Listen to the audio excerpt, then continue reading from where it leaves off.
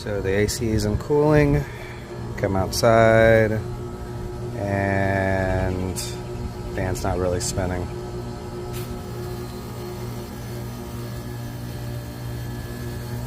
If I had to guess, it's got to be a capacitor, but I guess we'll find out. Definitely an old unit.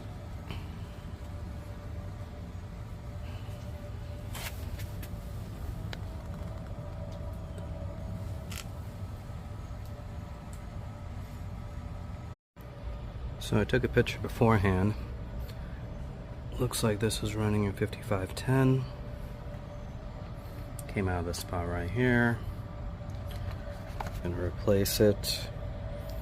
Bit of temp fitting, and it appears to fix it.